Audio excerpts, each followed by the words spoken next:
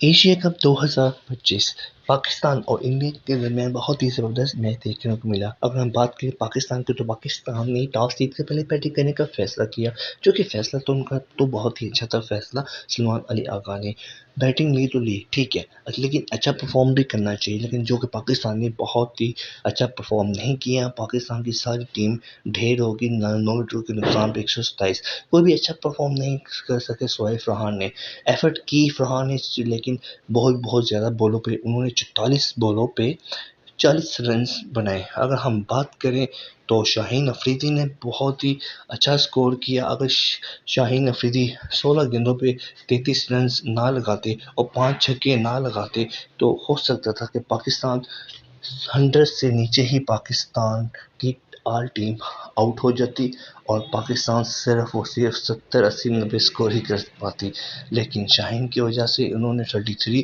Runs بنائے۔ Net out کے 16 گیندوں پہ انہوں نے اچھی پرفارمنس کی شاہین افریدی نے، اور یوں پاکستان نے 128 کا ٹارگٹ دیا انڈیا کو، جو کہ بہت ہی چھوٹا ٹارگٹ تھا انڈیا کے لیے، کیونکہ انڈیا کے لیے کچھ اتنا بڑا ٹارگٹ نہیں تھا کہ وہ پاکستان کو جیت سکے، لیکن وہ جیت گئے۔ ایسا ہے کہ اگر ہم بات کریں سائم ایوب کی تو سائم ایوب نے 3 آؤٹ کیے اور اچھی پرفارمنس انہوں نے کی، لیکن بالنگ انہوں نے کی 3 وکٹ حاصل کی بہترین سکور دیکھ کے۔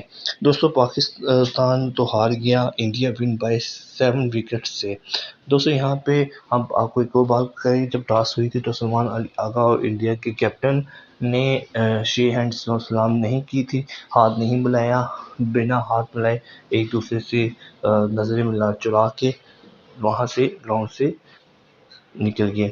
تو دوستو جیسے ہی انڈیا میچ جیتا اور انڈیا والوں نے سلام نہیں کی، ہاتھ نہیں ملایا، بس اپنے ڈریسنگ روم پہ چلے گئے اور یوں پاکستان کو ایک انتظار کرتے رہے گراؤنڈ پہ ہی کہ شاید ہمیں وہ آئیں گے سلام کریں گے، لیکن ایسا کچھ بھی نہیں ہوا۔ ڈریسنگ روم پہ دروازہ بند کر کے چلے گئے۔